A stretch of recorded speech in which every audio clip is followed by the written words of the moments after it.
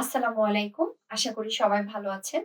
আজকে আমি খুব গুরুত্বপূর্ণ একটি স্বাস্থ্য বিষয় নিয়ে কথা বলব। সেটা হলো অ্যান্টিবায়োটিক রেজিস্ট্যান্স।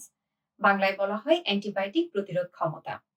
অ্যান্টিবায়োটিক আবিষ্কারের মাধ্যমে চিকিৎসা বিজ্ঞানে এক নতুন যুগের সূচনা হয়। নিউমোনিয়া, মেনিনজাইটিস, সেপসিস, অপারেশনের পর ইনফেকশন, টিউবারকুলোসিস সহ বহু প্রাণঘাতী সংক্রমণ এখন কার্যকরভাবেই চিকিৎসা করা সম্ভব। কিন্তু গত কয়েক দশকে অ্যান্টিবায়োটিকের অতিরিক্ত ও ভুল ব্যবহারের কারণে ব্যাকটেরিয়া ধীরে ধীরে ওষুধের বিরুদ্ধে প্রতিরোধ ক্ষমতা অর্জন করেছে। এই ঘটনাকেই বলা হয় অ্যান্টিবায়োটিক রেজিস্ট্যান্স।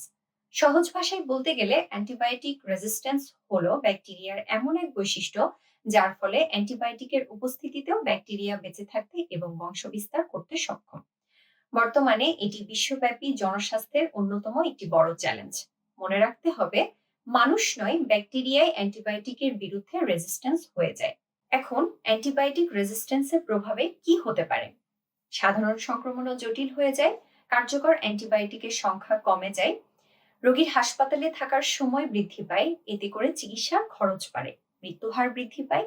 এছাড়াও অপারেশন, ক্যান্সার চিকিৎসা ও অঙ্গ প্রতিস্থাপনের মতো আধুনিক চিকিৎসা ঝুঁকিপূর্ণ হয়ে ওঠে। এতে করে আরো শক্তিশালী ও বিষাক্ত অ্যান্টিবায়োটিক ব্যবহার করতে হয়। এখন জানি অ্যান্টিবায়োটিক রেজিস্ট্যান্সের ধরন। প্রথমটি হলো প্রাকৃতিক বা ইন্ট্রিনসিক রেজিস্ট্যান্স। এটি ব্যাকটেরিয়ার একটি স্বাভাবিক বৈশিষ্ট্য। কিছু ব্যাকটেরিয়ার গঠনগত কারণেই নির্দিষ্ট কিছু অ্যান্টিবায়োটিক তাদের উপর কাজ করতে পারে না। যেমন গঠনগত পার্থক্যের ভিত্তিতে ব্যাকটেরিয়া সাধারণত দুই ধরনের। প্রথমটি হলো গ্রাম পজিটিভ ব্যাকটেরিয়া এবং অন্যটি হলো গ্রাম নেগেটিভ ব্যাকটেরিয়া।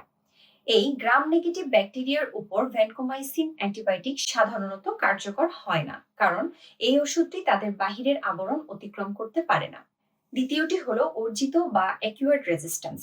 এটি হলো এমন একটি অবস্থা যেখানে কোনো ব্যাকটেরিয়া শুরুতে একটি অ্যান্টিবায়োটিকের প্রতি সেনসিটিভ বা সংবেদনশীল থাকে, অর্থাৎ ওষুধটি তাকে ধ্বংস করতে পারে, কিন্তু সময়ের সঙ্গে জিনগত পরিবর্তন বা মিউটেশন অথবা অন্য ব্যাকটেরিয়ার কাছ থেকে রেজিস্ট্যান্স জিন অর্জনের মাধ্যমে সেই ব্যাকটেরিয়া অ্যান্টিবায়োটিকের বিরুদ্ধে এক ধরনের প্রতিরোধ ক্ষমতা গড়ে তোলে।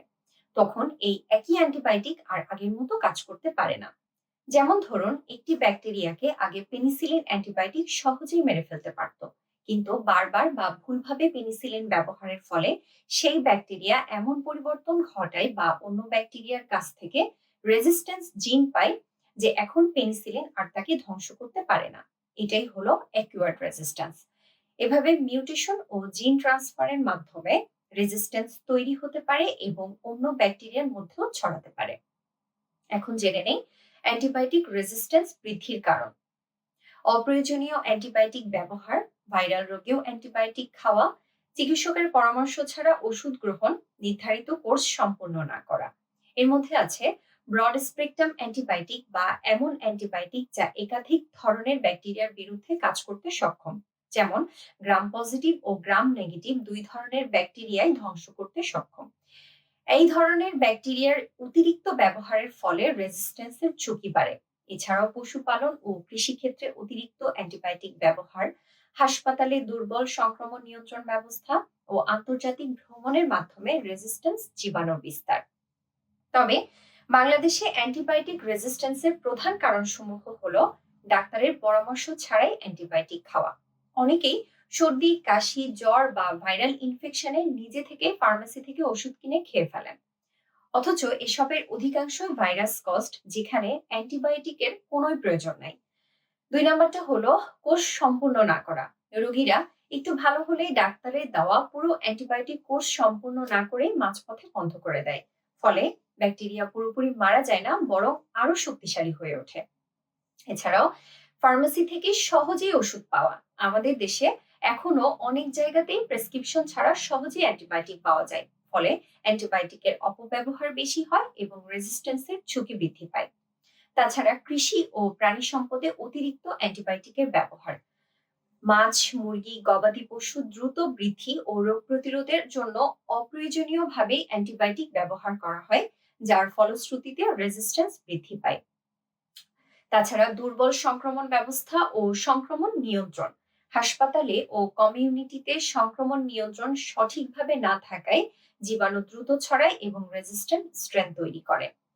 এছাড়া নিম্নমান ও ভেজাল ওষুধ, কিছু ক্ষেত্রে ওষুধের মান ঠিক না থাকলে ডোজ কম কার্যকর হয়, ফলে ব্যাকটেরিয়া পুরোপুরি মারা যায় না এবং রেজিস্ট্যান্ট বৃদ্ধি পায়। সুতরাং বাংলাদেশে মূল সমস্যাগুলো হলো অতিরিক্ত ব্যবহার এবং অ্যান্টিবায়োটিকের ভুল ব্যবহার, নিয়ন্ত্রণহীন ওষুধ বিক্রি এবং হাসপাতাল ও কমিউনিটিগুলোতে দুর্বল সংক্রমণ নিয়ন্ত্রণ ব্যবস্থা। এখন অ্যান্টিবায়োটিক রেজিস্ট্যান্স বোঝার জন্য কয়েকটি পরিচিত উদাহরণ জানা ভালো। এর মধ্যে আছে এমআরএসএ বা মেথিসিলিন রেজিস্ট্যান্ট স্টেফাইলোকক্কাস অরিয়াস। এটি এমন এক ধরনের ব্যাকটেরিয়া যা কিছু গুরুত্বপূর্ণ অ্যান্টিবায়োটিকের বিরুদ্ধে রেজিস্ট্যান্ট হতে পারে। তাছাড়া ভিআরই বা ভ্যানকোমাইসিন রেজিস্ট্যান্ট এন্টারোকক্কাই, এটি ভ্যানকোমাইসিনের মতোই গুরুত্বপূর্ণ অ্যান্টিবায়োটিকের বিরুদ্ধে রেজিস্ট্যান্ট হতে পারে। ইএসবিএল প্রডিউসিং ব্যাকটেরিয়া বা এক্সটেন্ডেড এক্সপ্রেকটাম বিটা ল্যাকটামেস উৎপাদনকারী ব্যাকটেরিয়া।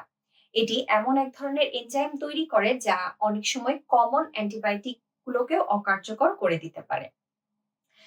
তাছাড়া সিআরই বা কার্বাপেনাম রেজিস্ট্যান্ট ইন্টারোব্যাকটেরিয়াস। কার্বাপেনাম হলো শক্তিশালী অ্যান্টিবায়োটিক গ্রুপ। সিআরই ইনফেকশন হলে চিকিৎসা অনেক কঠিন হয়ে যেতে পারে। লাস্টলি এমডিআর টিবি বা মাল্টিড্রাগ রেজিস্ট্যান্ট টিউবারকুলোসিস। এটি এমন এক ধরনের টিউবারকুলোসিস যেখানে একাধিক ধরনের টিবি মেডিসিন ঠিকমতো কাজ করে না।